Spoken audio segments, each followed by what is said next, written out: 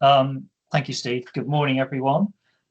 It's great to see so many people online this morning. I'm Michael Bingham. I'm Deputy Director for Planning Policy at MHCRG. So I cover the National Planning Policy Framework, planning guidance. I also cover planning for the environment.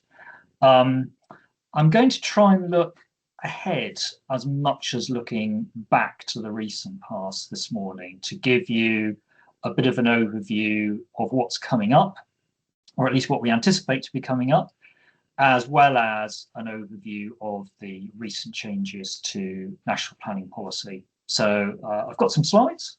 I will share my screen. So just bear with me while this loads up.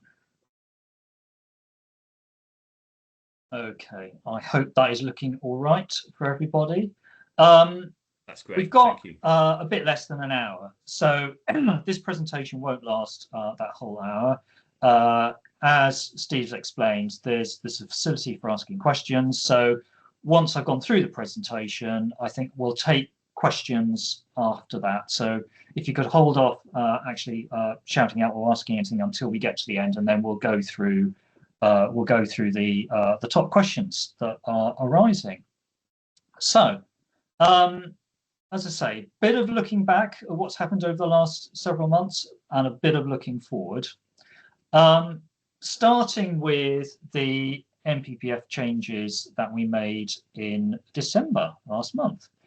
And just to recap in terms of the history, because I think it is quite important to log just how central planning is and has been to the actions that the current government wants to take.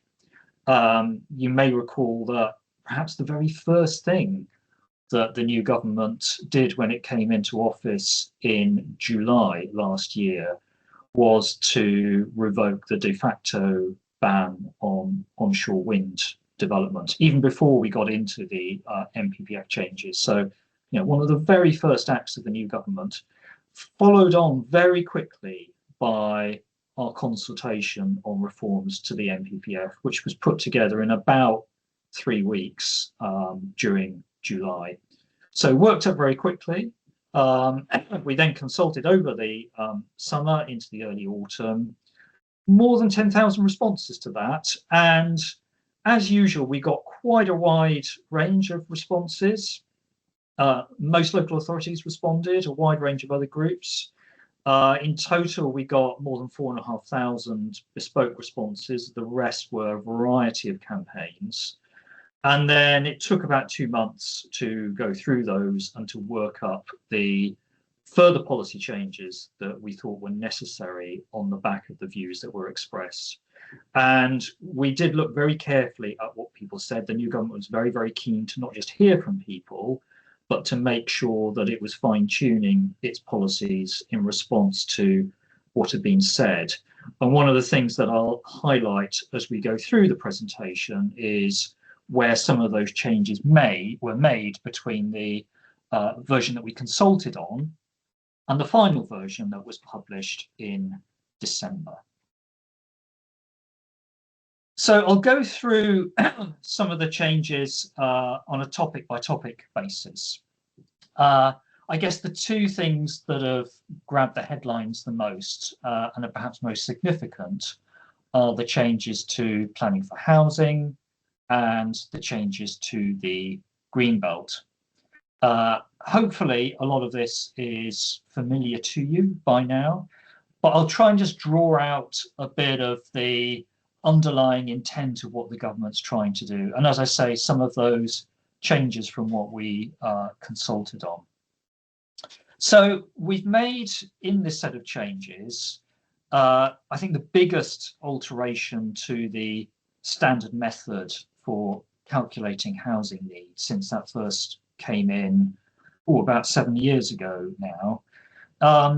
So fundamentally, we've moved away from using household projections as the basis for calculating local housing need in favour of an amalgam of the existing stock in different areas and an affordability multiplier.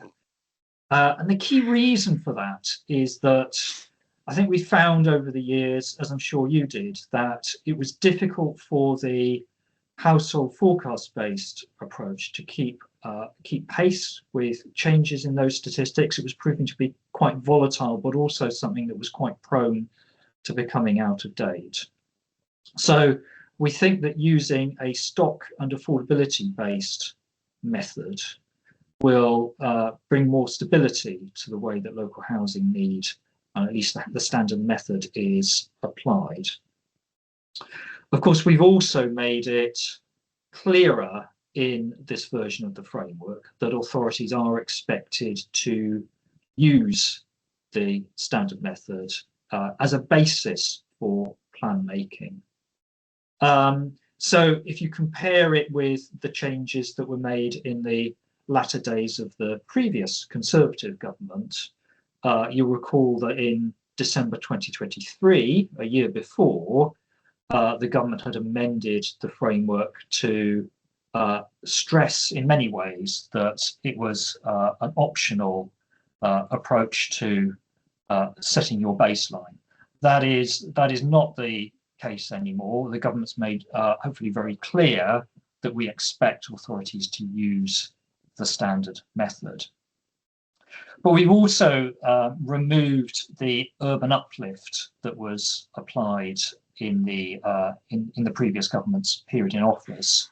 Current ministers feel that the urban uplift was a bit of an arbitrary addition to the standard method, and it's better to have a basic method that applies everywhere. There are some tweaks to what we consulted on. In particular, the balance between the stock and the affordability adjustment has been altered slightly to give more weight to affordability or unaffordability, depending on how you look at it, which does mean that the distribution from what we consulted on varies a bit, with more increase in need in those places with the most severe unaffordability. Now, one thing that hasn't changed throughout the life of the standard method, whether when it was first introduced under the previous Conservative government or under the framework as it now exists, is that it remains a starting point for plan making. So this is all about having a relatively stable, relatively easy to use method for coming up with a housing need figure using relevant indicators as a basis for plan making. But it is then for the plan making body, for the local authority, local planning authority, to assess how and to what extent it's able to meet that need. As before, the framework expects local planning authorities to meet as much of their identified need as possible, as well as any unmet needs from neighbouring authorities where that is relevant. But the framework continues to recognise that there will be particular constraints and particular circumstances that means that that number cannot be met in full in some circumstances. But there is that very clear expectation still that this is the starting point for plan making, and it is met wherever possible. So I said Greenbelt is perhaps the other big headline change in this package, and arguably the changes to the framework made in December are the biggest changes to Greenbelt policy since Greenbelt was first substantively introduced. Although you could also argue that we haven't fundamentally changed the purposes of the Greenbelt and what the Greenbelt is for. And I think that's important. There were many who were arguing that if we were going to release or allow the release of Greenbelt more systematically, then we should just do it on the basis of things like certain distances from stations, certain metrics such as that. But the approach that the government's decided to take is very much about recognising what the Greenbelt is there for, that it does serve an important purpose, or a number of purposes, as set out in the opening of the Greenbelt chapter. So it was important for the government to acknowledge in the way that the policy is being revised that those purposes still.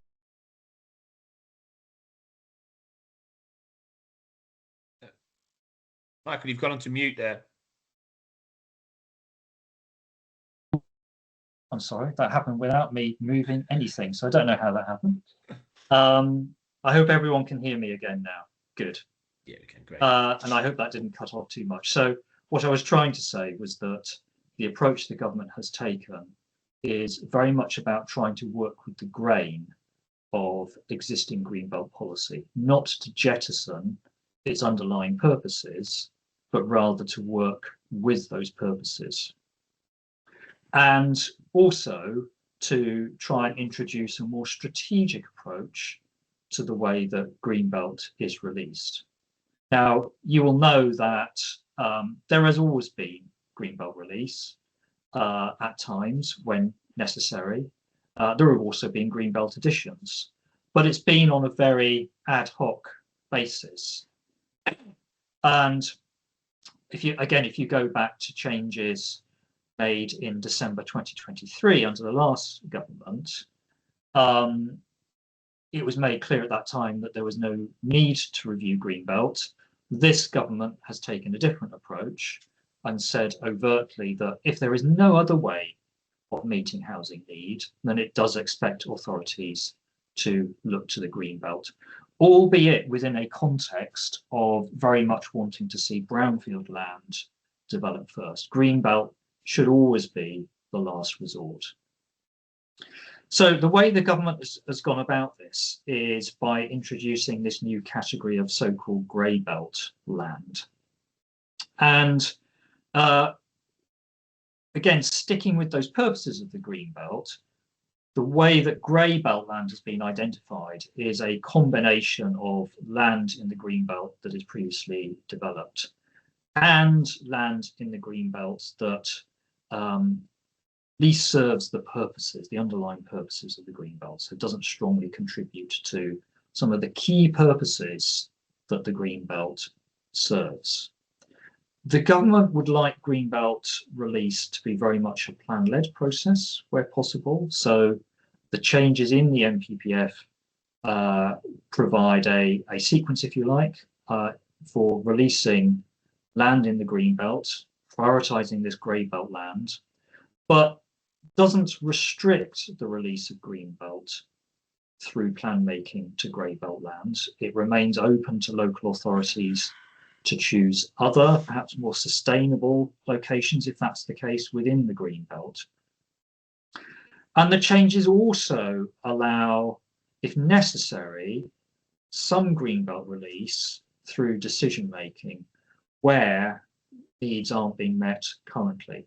So we do envisage that there will be an interim period during which there may be some release of green belt through the development management process.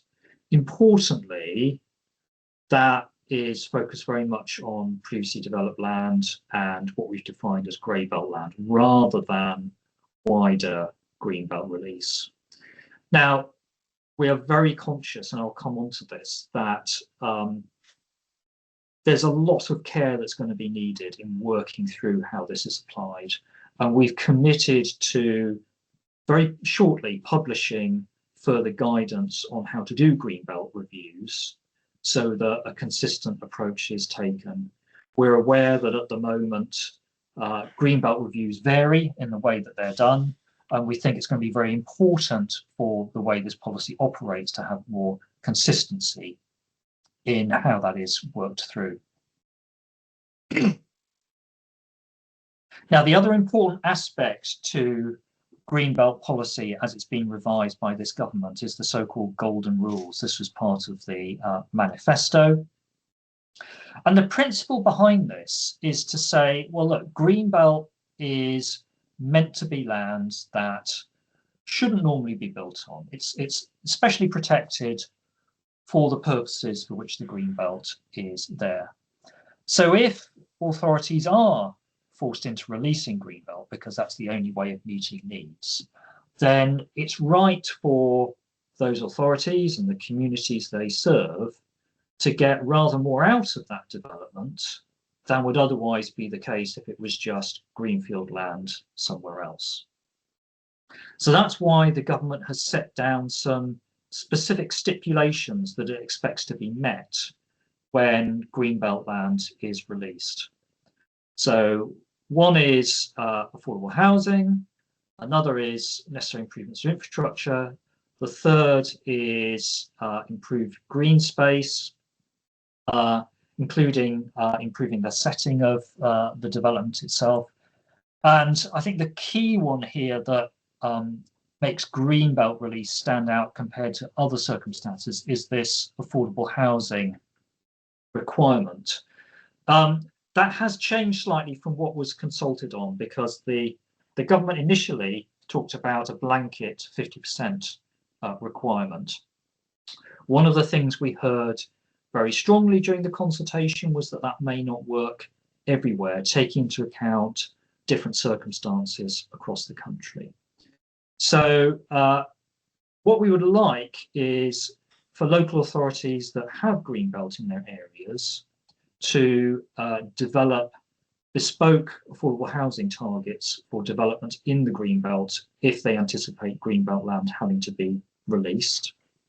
But in the interim, the policy says, as it says on the slide here, that the target to be met is whatever the existing local plan might say for the area concerned, plus a 15% uplift above that existing target, albeit capped at 50%. So 50% is the maximum that the government thinks should be sought. As I say, that's a revised approach from what we consulted on, which was just that blanket 50%. Perhaps the most complex bit of the changes is the transitional arrangements for plan making. Now, there is always a very delicate balance to be struck when changes to national policy are being made. Because on the one hand, we don't want to overly disrupt plan making, especially where plans are well advanced. Well, on the other hand, clearly this government has come in with an agenda for change. This framework makes some very important changes, not least because of the need to increase significantly the amount of housing that we are delivering. So in some cases, it's going to be important for plans to take a step back and assess the way in which they can best meet the expectations in national policy as they now exist. So the transitional arrangements in the first annex to the NPPF try to strike that balance. So first of all, we've said that for plan making purposes, the NPPF changes take effect in March. Now that's a longer period, a longer transitional than we were proposing in the consultation. And then when plans are at examination, they will be able to continue under the previous NPPF's policies. And the same is true of plans that are at Regulation 19, unless they're not meeting 80% of the new local housing need figure, in which case they would need to take a step back and reflect the new policy changes. Again, we listened very carefully to what people were saying through the consultation on this, which is where this 80% percentage approach comes from, rather than what we consulted on, which was a 200 dwelling per annum differential between what the plan may be planning for, the emerging plan may be planning for, and the new local housing need figure. And we've also allowed some additional time where plans do need to go back to Reg 18, in addition to what we consulted on. Aside from those kind of headline changes and the transition arrangements, there are a number of quite important changes to other chapters in the NPPF. Not to every chapter, but to a number of them.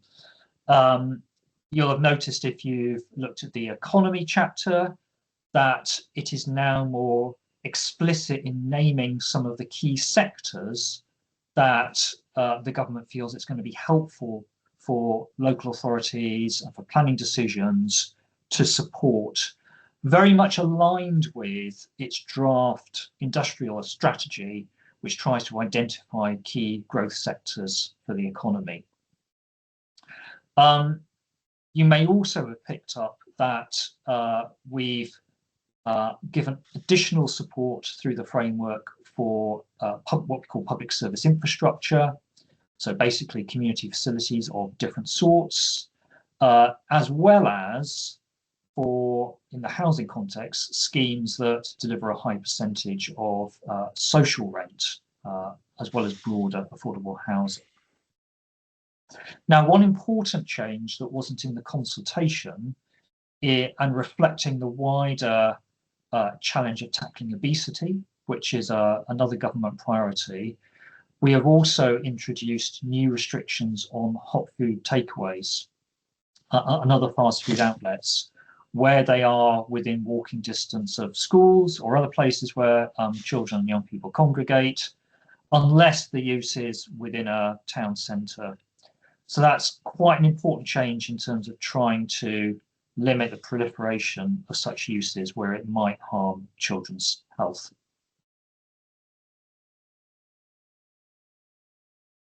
On the environment front, there are a number of important changes. So I mentioned earlier that one of the earliest changes the government made was to remove that de facto ban on onshore wind. But the consultation and the final version of the NPPF have gone further than that by signalling more support for renewable and low carbon energy schemes generally. And again, that reflects another of the government's missions, which is working on clean power and accelerating the transition to clean power in the country.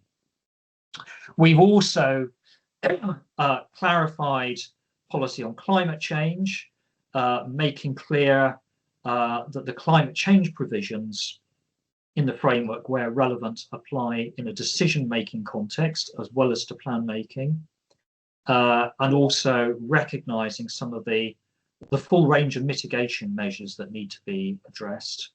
And we've also made an important change to flood risk policy. Well, in fact, two important changes, but I think the most significant one in many ways, and again, this reflects things we were hearing through the consultation, is we slightly adjusted the approach to the sequential test for flood risk to make clear that where no part of a development site would be at risk of flooding in future, for example, because you might have a corner of a site that floods, but the main part of the site that would be developed would not flood, then you don't need to go through the sequential test. The other thing that we've done in terms of flood risk is expanded the policy on sustainable drainage systems, so that there's now a general expectation that schemes that have drainage implications incorporate sustainable drainage features. And there's a very, very wide range of sustainable drainage technologies available today, whether that's swales or soakaways or more developed schemes for larger projects. And in many cases, installing those can be cheaper than more traditional drainage solutions. So that's why the government's pursuing this, because it can make a real difference in terms of helping with climate change mitigation and adaptation.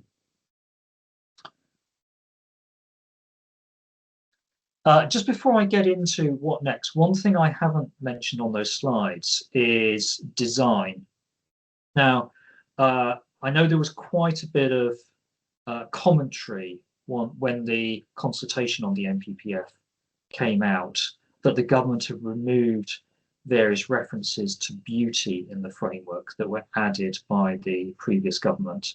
And I think one thing just to emphasize at this point is that the government does remain fully committed to high quality design. The reason for removing the references to beauty was that we'd heard, again, very strongly from a wide range of stakeholders, that beauty was a fairly nebulous concept, quite difficult to apply.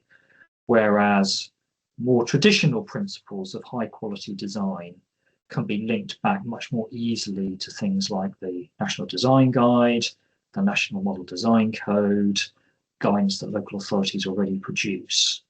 So the removal of beauty does not signal any downgrading of the government's commitment to that agenda at all.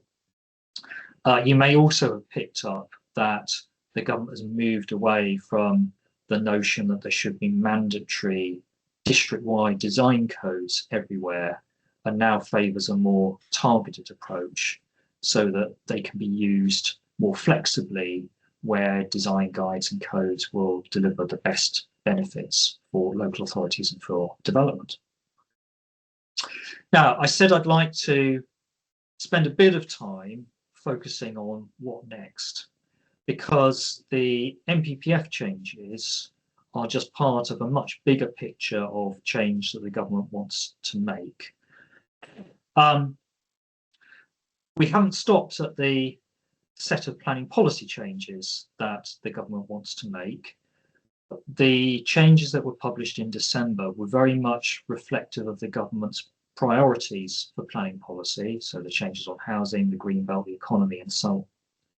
But you will also have noticed that those changes did not touch every part of the NPPF. So, for example, there were no changes relating to retail and town centres or to minerals policy. So it's important that we have a look as well at other aspects of the NPPF. And simultaneously, the government's made clear that it does intend to move ahead with producing a clearer set of policies for decision making.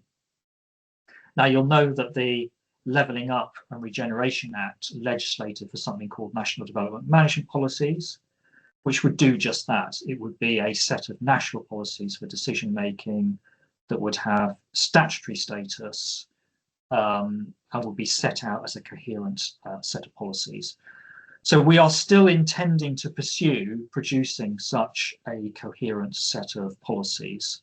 The government hasn't yet committed as to whether they will designate those formally under the Levelling Up Act, but in any event, we will be moving ahead and intend to consult this spring on a redrafted set of policies for development management purposes.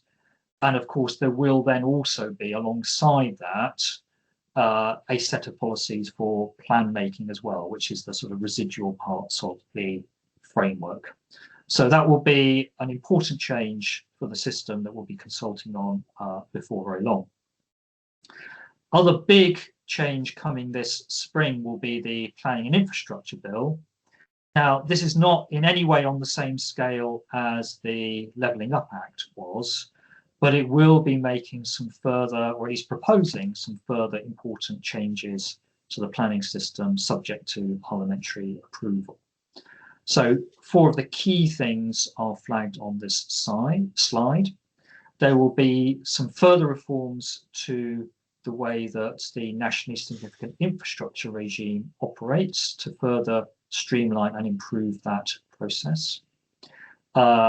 We are intending to take forward reform of the way that planning committees work, and hopefully people will have seen the working paper that we published on that. There will be further reforms to compulsory purchase, going further in terms of trying to push down on hope value. And last but definitely not least, we have said that we intend to introduce measures to take a more strategic approach to allowing developers to discharge their environmental obligations where the habitats regulations are invoked. Now, this relates, but is not limited to, the whole issue of nutrient neutrality that we know affects many authorities. And the idea with this, again, there's a working paper on it if you want to get into the detail, but the idea with this is that there would be a what's called a delivery plan for a protected habitat or perhaps a protected species.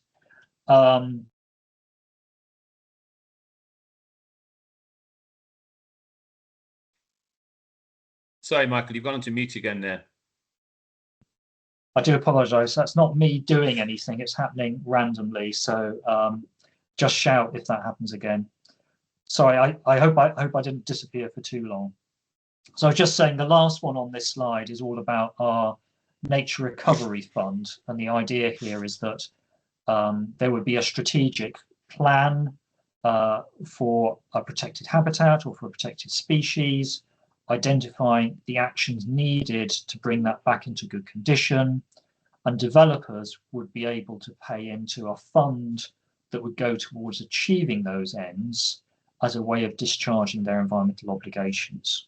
So this will both help to unblock development and provide an easier pathway through for applicants, but critically as well, we think it will deliver better outcomes for nature, because the current piecemeal way of mitigating environmental harm on a development by development basis, everybody agrees, including environmental groups, is not the best way of delivering the best strategic outcomes for nature.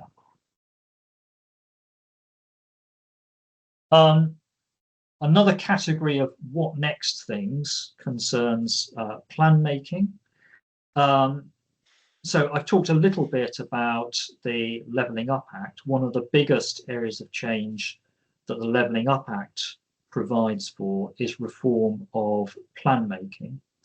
And the government has signalled that it does intend to move ahead with that as well.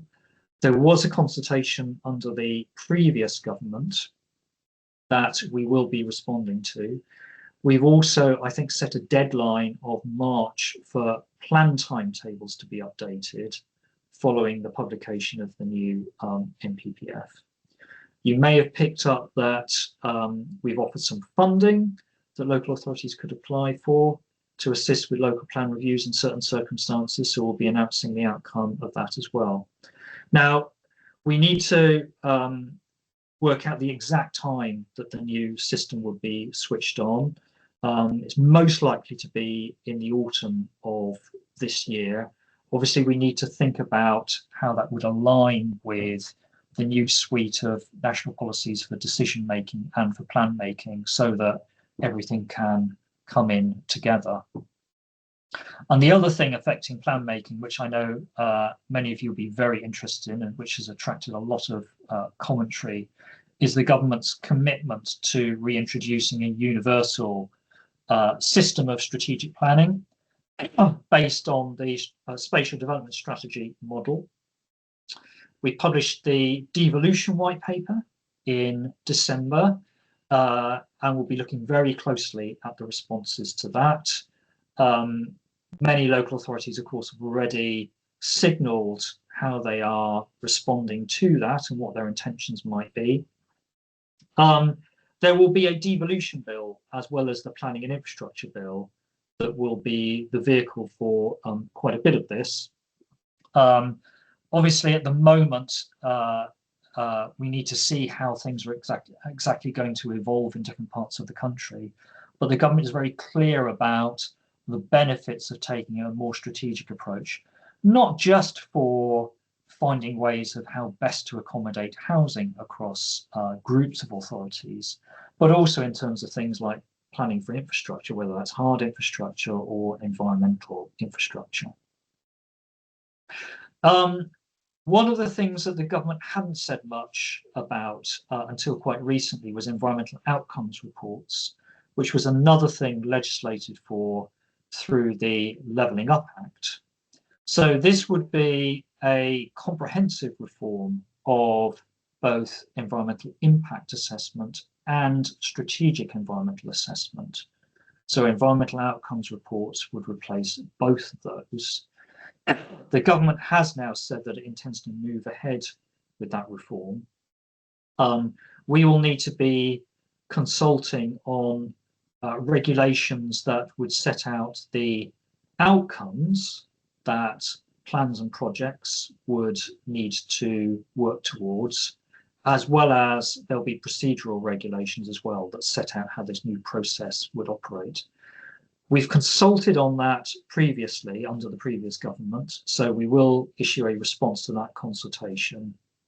as well as setting out proposals for how we intend to move forward with this in the light of that. Obviously, this is quite a big and complex project. We will need to be talking to the sector about it, and we will want to manage the transition to this new system very carefully, again, so we're not overly disrupting plans or projects that are already in flight. So there will be a transition provision.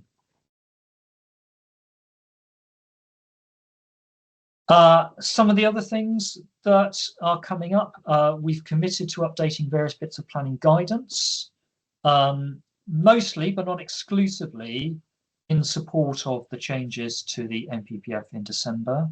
So the earliest ones that you can expect are guidance on local nature recovery strategies and reflecting those in the planning system, and also Greenbelt, as I mentioned. But there will also be updates to guidance on transport, on planning for renewables, viability, climate change, and flood risk. Not all of those are going to be wholesale revisions to guidance. I think the ones on viability, climate change, and flooding in particular are going to be more targeted updates in line with the NPPF changes. But we've also said that there will be updates to the design guidance that the government produces. So both the National Design Guide and the National Model Design Code are due for a refresh. And then the other thing that you will have noticed, and I've mentioned some of these already, is that we've been publishing a series of working papers.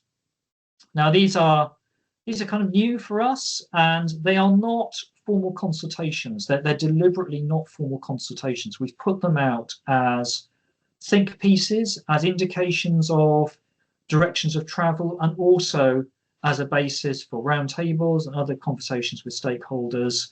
But we have also invited responses to those if people do wish to submit comments. So we've put ones out on how we can make better use of brownfield land, on planning committees, on the Nature Recovery Fund. There will be others to follow, in particular on infrastructure and build out.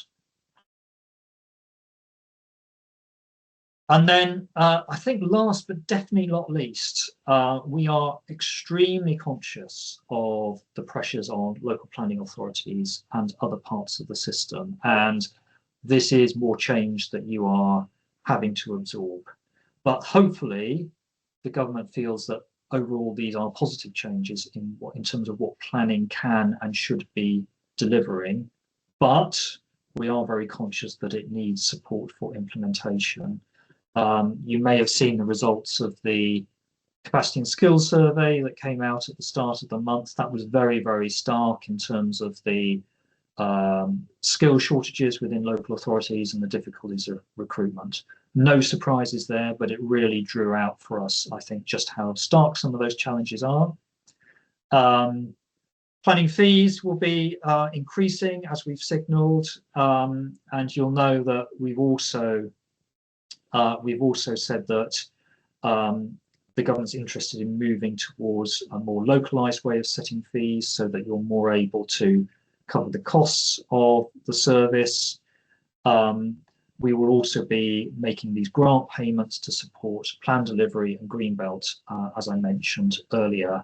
And there is also a wider capacity and capability programme within the department, working with other bodies such as Homes England to support local authorities and to support development.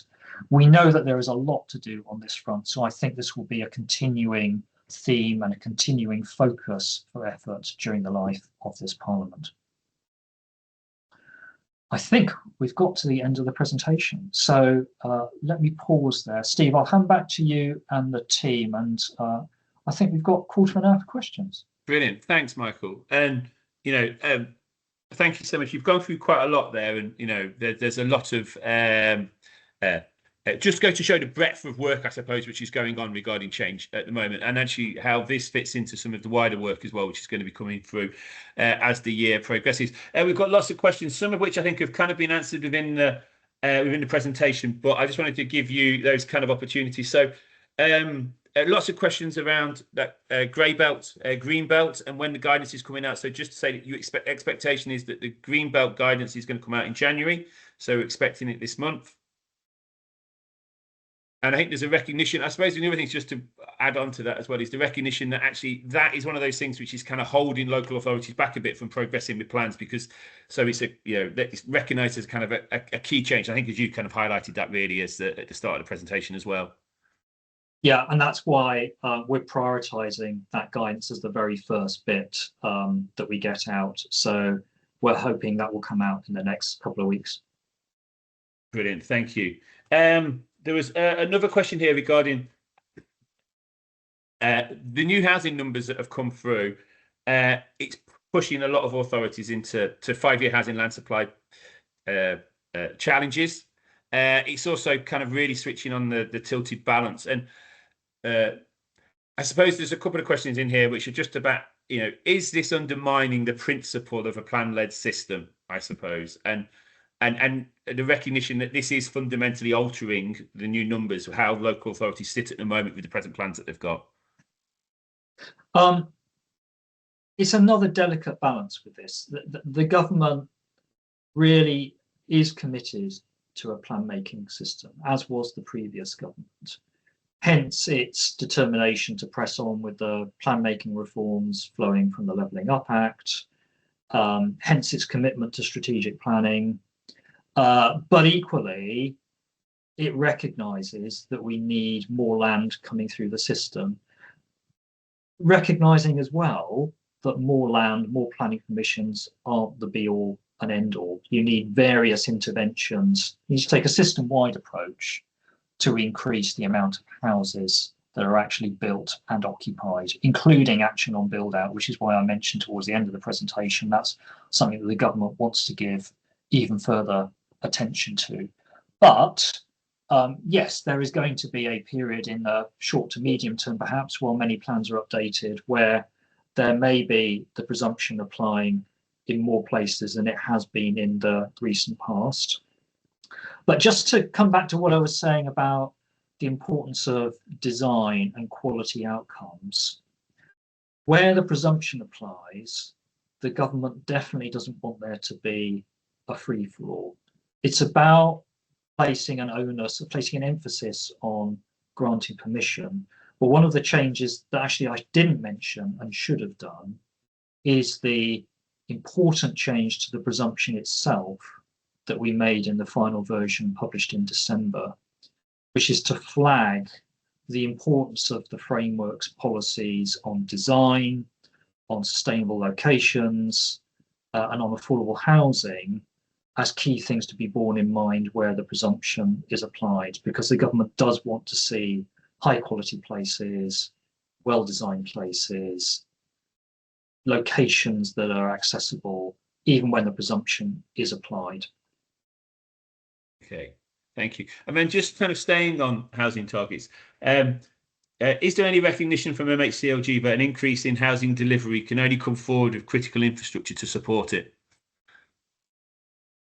As I say, you need a variety of things to make sure that development is successful, and infrastructure is part of that picture.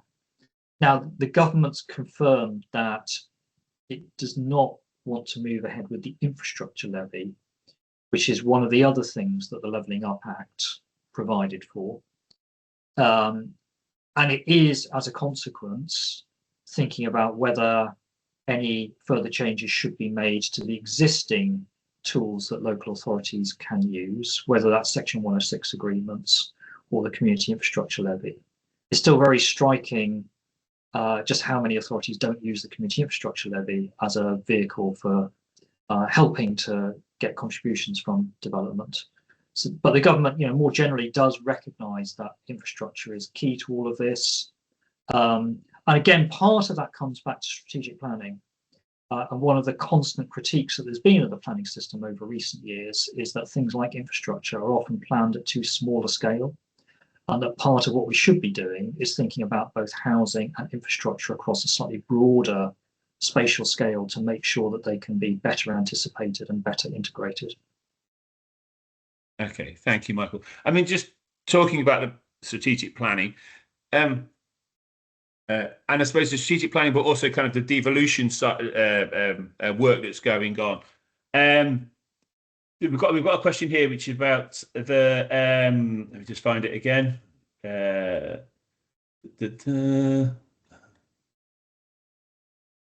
Sorry, I had it noted before. Sorry. Yeah. Where straight how did the changes to the NPPF join up to the devolution agenda, and councils applying for devolution and where it fits around their requirement to produce their local plan and update their local plan. And that kind of fits also against the idea that strategic plans kind of coming forward as well, and how that timetabling works and what the expectation of government is with those. Yeah, this is, I suppose this is another fairly complex transitional thing that will need to be managed by us and by you. So one of the things that we will need to consider in terms of how we're going to move forward with devolution once responses to the devolution white paper have been assessed is how that move to more widespread use of spatial development strategies will mesh with existing local plan making in the areas affected. But one thing I can say for certain is that ministers don't want to see local authorities putting a brake on local plan making, even where there might be the prospect of an SDS further down the line. I think history tells us that it's always best to keep going and to press on with plan making and not to wait for too long, because with the best will in the world, the planning system is always changing. And you're in a much better position if you've got a plan in place to deal with developments than if you haven't. So I think that would be my overriding message with that. Okay, great. And then just sort of in that wider planning reform work, obviously the big question which has had most amount of support, if you like, within the Slido function, had most amount of upvotes, question around resourcing. I mean, the recognition that planners are doing a lot more than they used to, I suppose, 20 odd years ago. Some of the things that have come in regarding biodiversity, net gain, space standards, nutrients, for example, and one of the things. We talked a little about extra resources before, so that recognition that where that there will need to be more resources kind of put into planning services, if you like, to go through and just the government seems to be kind of saying that, but I feel it's the most upvoted question here, so I just want to give you an opportunity to just respond to that. Yeah, there is no single answer to the resourcing challenge. It needs dealing with from a variety of perspectives. So, yeah, to give you a flavour of that, of course, fee income needs to better match the demands on authorities. We're taking action on that front. We also need to invest more fully in the pipeline of planners coming into the system. Again, that's part of the government's strategy for capacity and capability.